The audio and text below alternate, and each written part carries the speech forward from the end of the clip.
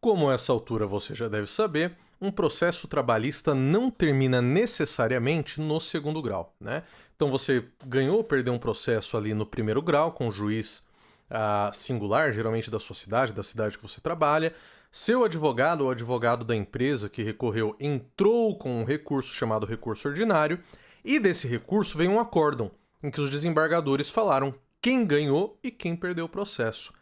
Contra esse acórdão, tem duas alternativas. Ou o processo volta para aquele primeiro juiz, e aí quem perdeu vai ter que pagar, ou é interposto contra aquele acórdão um recurso chamado recurso de revista, que vai lá para Brasília, vai lá para o TST, para o Tribunal Superior do Trabalho, né? Quando eu digo vai para Brasília, os autos hoje são 99% já dos autos são eletrônicos, ou seja, ele vai digitalmente pela internet lá para Brasília e vai ser julgado pelos ministros, tá? Quem que são os ministros? São os juízes, é o nome que a gente dá para o juiz que trabalha nesse órgão chamado TST, né? Muito bem. O que é importante você entender sobre o seu processo se foi interposto um recurso de revista? E presta bastante atenção, porque esse é o recurso mais difícil que tem de explicar. Então eu vou tentar fazer uma explicação muito simplificada do que é o recurso de revista e de como ele vai correr nesse tribunal, para você saber o que pode acontecer com o seu processo, se você vai ganhar, se você vai perder, e qual é o caminho, o que acontece depois, se ainda tem mais recursos ou se dessa vez acabou, né? Muito bem, então vamos lá. A gente teve aqui o acórdão, tá? O acórdão do segundo grau, né? Do segundo grau. Vamos fazer o que a gente sempre faz? Vamos desenhar uma linha do tempo do processo. Uma linha do tempo, e você teve ali um acórdão no segundo grau, e para fins de exemplo, vamos dizer que foi você quem perdeu, tá? Você perdeu a ação, o acórdão falou o trabalhador tá errado, o trabalhador não merece nada, o trabalhador perdeu tudo. O que o seu advogado pode fazer? Entrar com esse recurso chamado recurso de revista. Agora presta bastante atenção. Concorda comigo que quando a gente entra com um processo, a gente está falando de fatos e de direitos? Vou explicar. Eu estava trabalhando tranquilamente quando meu chefe chegou por trás de mim com um taco de beisebol e deu uma tacada na minha cabeça. Ele falou, isso aqui é porque você é vagabundo, você tem que aprender a trabalhar direito. O que é isso que eu te contei? É um fato, é um acontecimento da vida. Sempre que a gente está contando qualquer coisa que aconteceu, a gente está falando de um fato, né? O que seu advogado vai fazer quando ele entra com o processo? Contar esse fato para o juiz. O chefe chegou por trás do trabalhador, pegou um taco de beisebol e deu no cucuruto dele. Muito bem. Concorda comigo que nem todo fato corresponde a um direito? Vamos supor, outro fato que aconteceu nesse mesmo dia. O seu chefe chegou e deu bom dia para você. Falou, bom dia, querido funcionário. Você falou, bom dia, querido chefe. Concorda que é um fato? Também sim, é um fato. Você está contando algo que aconteceu, é um fato. Agora, a lei prevê, de alguma maneira, que isso é errado? A lei diz, olha, o chefe que dá bom dia ao funcionário deve ser... Não. Dar bom dia é algo até cortês, faz parte da etiqueta, da ética, da pequena ética diária. Né? Então, concorda comigo que, apesar de você ter um fato, que é o bom dia, você não tem um direito envolvido com esse fato? Então a gente consegue entender que existe fatos e direitos. Certo? Certo. Vamos voltar, por exemplo, do taco de beisebol. Você chegou no trabalho e tomou um taco de beisebol no coco. Você entra com o processo dizendo para o juiz, aconteceu esse fato. Meu cliente tomou um golpe de taco de beisebol. 2, o meu cliente, quando é agredido, tem direito a ser indenizado por dano moral. Logo, ele precisa que o juiz condene o chefe dele, condene a empresa, a pagar 10 mil reais para ele, porque ele foi atingido por um taco de beisebol. Então veja, eu tenho duas discussões no processo. A discussão do fato, que é, esse fato realmente aconteceu? Ou será que o trabalhador está mentindo? Nunca aconteceu isso. E o segundo fato é, uma vez que tenha acontecido, isso dá algum direito para o trabalhador? Então, discussão de fato, discussão de direito. O recurso de revista, eu sei que foi longo até aqui, mas é uma explicação que é necessária, tá? O recurso de revista, ele não se presta a revisar fatos, mas apenas direitos. Então vamos supor que chegou aqui no acórdão e o que os juízes lá do segundo grau, do TRT, os desembargadores, o que eles decidiram? Sim, é verdade. Houve a agressão. Ocorreu a agressão. Só que eles também decidiram o seguinte: apesar disso, de ter ocorrido a agressão, apesar disso, o trabalhador não tem direito ao dano moral. Opa, peraí.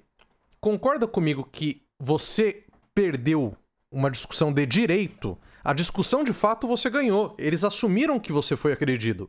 A questão é do direito. Qual que é o direito que tem quem é agredido? É o de ser indenizado ou não? Pois bem, quando a discussão é sobre direito, você pode apresentar esse recurso chamado recurso de revista. Se a discussão é de fato, ou seja, os desembargadores, na verdade, não falaram nada disso aqui, ó. Eles falaram assim: o trabalhador não conseguiu provar que foi agredido. Né? Olha, se o trabalhador não conseguiu provar que foi agredido, então para ele recorrer para o TST, ele vai discutir o direito de receber indenização? Não. Ele tem que primeiro provar que foi agredido. Ele pode fazer essa prova num recurso de revista no TST? Não, não pode, porque no TST, no recurso de revista, você só discute matéria de direito, não matéria de fato. Então, no recurso de revista, você vai pegar um fato que os desembargadores entenderam que está comprovado e discutir quais são as consequências jurídicas desse fato. Tá? Isso faz com que, na grande maioria dos casos, não caiba recurso de revista contra esse acórdão do segundo grau. Né? E aí o que ocorre? Se o advogado insiste em entrar com esse recurso, ocorre a não admissão. O que é a não admissão? O juízo de admissibilidade ele vai olhar e vai falar assim: deixa eu ver aqui se realmente isso aqui é uma questão de fato ou de direito. Se for de fato, eu não vou nem discutir. Eu não quero nem saber, eu não vou rever. Né? Então você nem entrou no assunto de se você merece indenização ou não, porque o seu advogado não conseguiu demonstrar que o fato está suficientemente bem constituído naquele acórdão de segundo grau. Tá? Tem uma miríade de motivos para um recurso de revista não ser admitido. Eu tô te pondo esse porque esse é o mais grave, é de 99% das vezes em que o recurso não cabe. E também quando cabe, o que ocorre? É um recurso muito técnico, é muito difícil. Eu tô dando aqui um exemplo que é bem grosseiro, mas na prática isso é muito difícil. Ele exige uma técnica que 95%, eu não tô tirando esse número do nada, tá? Isso aí tem pesquisa. 95% dos advogados não sabem escrever esse recurso. Então, o que você já pode saber é, se você ganhou o processo no segundo grau e contra você tem um recurso de revista, suas chances de manter do jeito que está com você ganhando são enormes. Se você perdeu e você tem que interpor o recurso de revista, reza pro seu advogado ser muito bom, porque só aí você tem uma chance, tá? Uma chance dos juízes falarem assim: nós vamos julgar. Não é nem de você ganhar, é dos juízes falarem: nós vamos julgar. Porque realmente isso aqui é uma discussão de direito, tá? Então, apresentada essa premissa do que é um recurso de revista, o que vai ocorrer? O seu advogado, aqui a gente está pegando o exemplo em que você perdeu, é lógico que eu tenho que puxar a sardinha aqui para o escritório e falar que nós somos extremamente preparados para atuação nos tribunais superiores. Né? A gente é só entrar no site dos tribunais e conferir que os nossos recursos são, via de regra, admitidos, e muitas vezes, além de admitidos, eu diria até que na maioria das vezes, os recursos são admitidos e ganhos, tá? Que é algo realmente muito, muito raro na advocacia. Desculpa, mas eu tinha que fazer uma propaganda, é claro, tá? Muito bem. Apresentado esse recurso de revista, quem vai decidir essa admissibilidade que eu falei? Que é quem vai decidir se esse recurso deve pelo menos ser julgado, pelo menos levado em consideração. Os mesmos desembargadores que já tinham falado que você não tem razão. Sabe o que vai acontecer via de regra? Eles vão falar que você continua não tendo razão. Continua não tendo razão, tá? que seu advogado vai fazer se ele for persistente e acreditar que pode ganhar? Ele vai apresentar mais um recurso que é chamado agravo de instrumento em recurso de revista. O que é esse agravo de instrumento? É um recurso que vai direto para Brasília, dizendo assim: o pessoal de Brasília, eu apresentei um recurso de revista e eu sei o que eu estou fazendo, eu sou bom nesse negócio. Só que ainda assim, eles prenderam meu recurso lá. Eles estão com o meu recurso lá preso e eu quero que vocês analisem. Então é por isso que a gente chama isso de destrancar o recurso. O nosso recurso de revista ficou trancado no segundo grau e a gente está destrancando ele através de um agravo de instrumento em recurso de revista para levá-lo finalmente ao TST. Tá? Muito bem, chegou no TST o recurso de revista. O que vai acontecer em 99% dos casos? Vai haver uma decisão monocrática. O que é decisão monocrática? É feito um sorteio para saber qual dos ministros vai julgar esse recurso, tá? Que é o ministro relator. Se você assistiu o nosso outro vídeo sobre como é um processo no segundo grau, você já sabe o que é o relator, você já sabe que tem câmaras, que tem turmas. No TST nós temos 8 turmas, tá? Em cada turma nós temos vários ministros, né? Um desses ministros vai ser sorteado para ser o ministro relator do processo. Ele vai relatar para os outros ministros o que é que está escrito naquele recurso e vai dar o voto dele, tá? E vai dizer se ele acha que quem entrou com o recurso está certo ou se quem entrou com o recurso está errado, tá? E só que o regimento interno do TST e a lei dizem que esse ministro, ao invés de conversar com os outros ministros, pode decidir sozinho, o que a gente chama de decisão monocrática. E é o que acontece em 99% dos casos. O ministro não leva para os outros, ele decide sozinho, tá? Muito bem, isso aconteceu, deu uma decisão monocrática. Qual que é o próximo passo? Você entrar com mais um recurso. Pode acreditar em mim que ainda não acabou, tem mais recurso. Qual que é esse recurso? É o agravo interno. O que é o agravo interno? É um recurso no qual você vai falar para vamos supor, esse ministro que foi sorteado, ele ia dar qual que é a turma que tem? A terceira, tá? A terceira turma tem um ministro, das 8 turmas, tem um ministro lá da terceira turma que é engraçado, ele decide tudo ao contrário dos outros ministros da mesma turma. Eles nunca concordam com nada, né? Então pode ser que meu processo caia com esse ministro, por exemplo, e ele decidiu que eu tô errado. Eu tô errado. Só que eu sei que os outros ministros daquela turma concordam com a minha tese. O que eu faço? Eu entro com agravo interno, que é um recurso que vai ser mandado para os outros ministros daquela turma, falando: olha, o relator tá que nem os desembargadores lá de baixo, drogado, decidiu tudo errado. Eu quero que vocês revejam. Só que é claro, para minha agradável surpresa, os outros ministros nem leram meu recurso e falaram: não, ele tá certo, você tá errado mesmo, perdeu o Playboy. Esse processo aqui você não leva mais. Finalmente acabou? Não acabou o processo, ainda tem mais recurso, sempre tem mais recurso, é impressionante. Por quê?